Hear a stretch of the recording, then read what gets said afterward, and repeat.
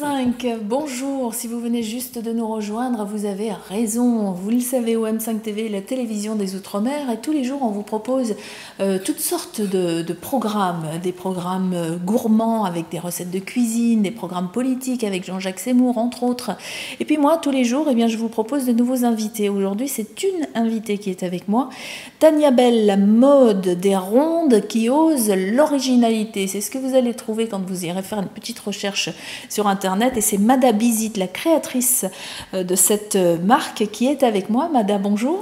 Bonjour. Alors vous êtes originaire du Congo. Oui, c'est ça. Et il y a quelques temps, vous titillez, en fait ça vous titillait déjà depuis un certain temps. Ça faisait un moment, oui. Voilà. Et là vous créez Tania Bell, ça date de quand? D'un an. D'un an tout juste. Oui, voilà, d'un an. J'ai arrêté de travailler en fait le 31 octobre 2013. Et depuis, en fait, je ne fais que ça. Donc, j'ai créé Tania Bell. Et voilà, quoi, des vêtements pour femmes rondes et pulpeuses. Et alors, avant d'être créatrice de mode, vous faisiez quoi? Avant, j'étais animatrice socio-culturelle. Donc, voilà, pendant on va dire une quinzaine d'années, j'ai travaillé avec les jeunes dans les quartiers. Et ensuite, j'ai travaillé avec les familles, les femmes. Je donnais des cours de couture. Ah, donc, voilà, donc il y avait déjà un petit peu de ça oui. Pour préparer Tania Bell. Et alors, en fait, cette histoire, elle date de très très longtemps, de votre enfance. Oui, en fait, je dis souvent que Tania Bell, c'est l'histoire de la petite Tatiana. Donc cet enfant qui ne se trouvait vraiment pas jolie, qui se trouvait ronde et qui était toujours mise à l'écart. Oui, les copains et les copines qui se moquent d'elle parce que justement elle est un peu plus grosse que les autres. Exactement. Et donc la petite Tatiana a bien grandi aujourd'hui, et elle a compris qu'elle pouvait être belle tout en rondeur. Cette histoire, c'est mon histoire, mais c'est aussi l'histoire de pas mal de personnes. Oh oui. Voilà, oui, des personnes qui ont tout simplement décidé qu'elles pouvaient transformer leur complexe en atout. Voilà, et ça fait partie de vos objectifs d'ailleurs. C'est ça, exactement. De mettre la femme ronde en valeur. En valeur. Alors, on a des formes, on les met en valeur et on n'essaye pas de les cacher. Voilà. Parce que qu'est-ce qui se passe si on les cache? Si on les cache, on n'est pas bien dans son corps. On est.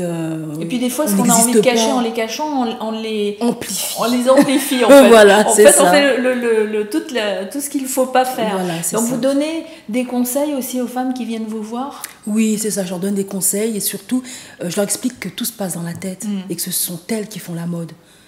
Faut arrêter les magazines, les femmes filiformes, tout ça, faut arrêter. On est comme on est, et on essaie de se mettre en valeur tout simplement. Alors les photos, on en voit quelques-unes défiler. Les photos, ce ne sont pas des photos retouchées?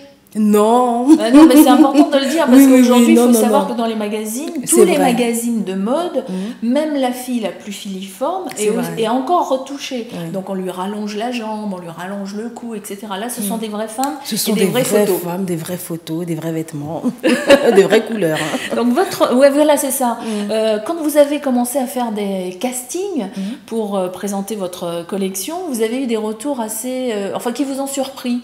Les retours de vos mannequins, on va dire, et puis de la femme en général qui venait vous voir pour découvrir vos collections. Alors, ils ont trouvé une collection colorée tout et élégante.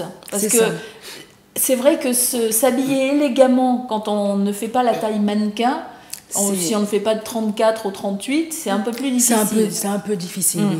Maintenant, heureusement, les gens commencent à voir, certains créateurs commencent à arriver sur le marché.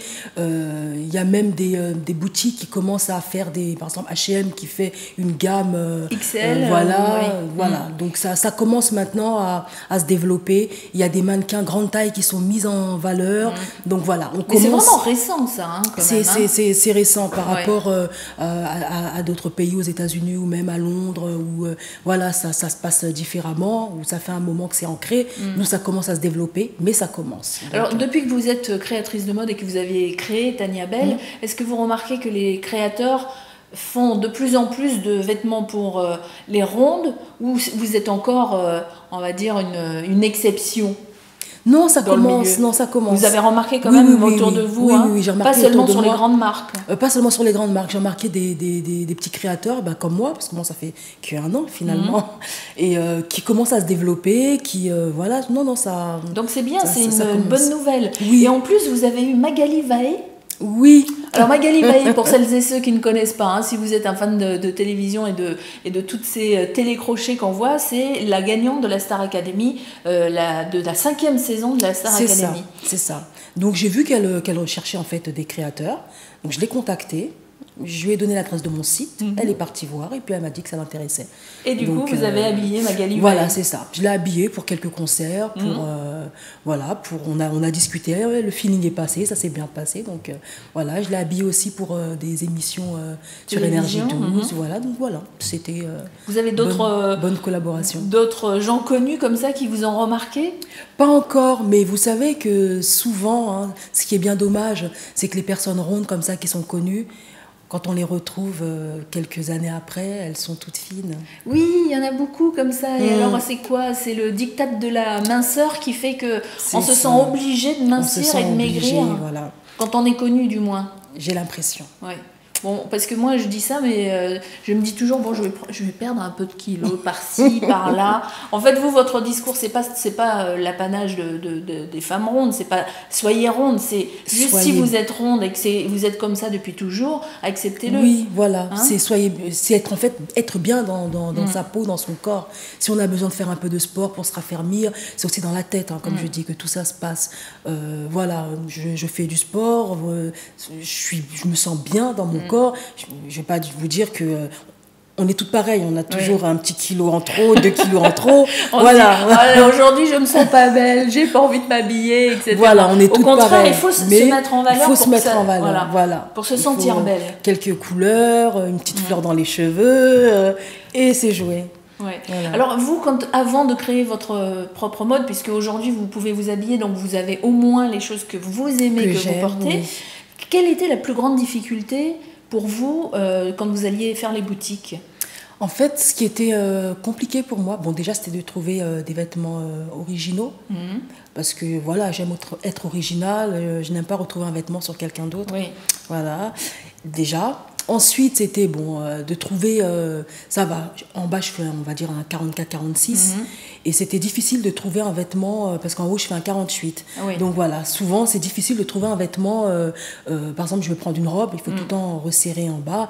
Pour l'instant, pour mes clientes, je propose du sur-mesure quand même. Oui, c'est ça. Il faut le savoir. Ouais. Alors par rapport à ce qu'on peut trouver dans les magasins de prêt-à-porter, si j'ai envie, moi, de prendre quelque chose de sur-mesure, la plupart du temps, ça va me faire peur parce que je vais me dire, oula, ça va me coûter super cher. Est-ce que par rapport à une boutique de prêt-à-porter, ça reste encore mes prix, abordable? Oui, mes prix sont abordables. Ouais.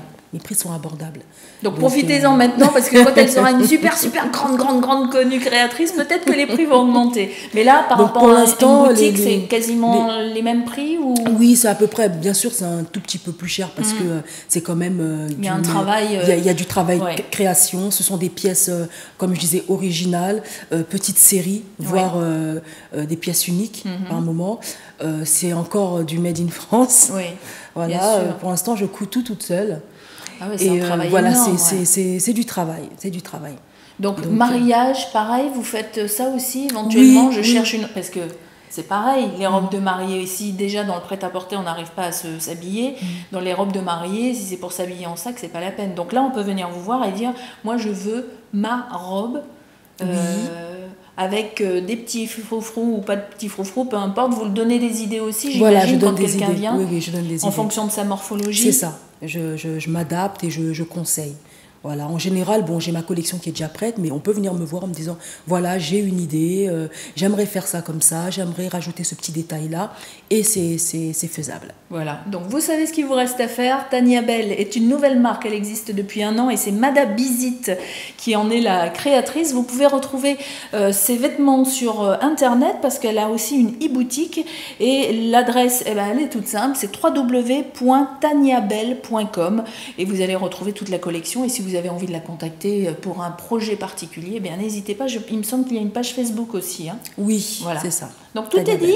Et moi, je vous souhaite plein de bonnes choses pour cette nouvelle marque. Merci à vous. Merci.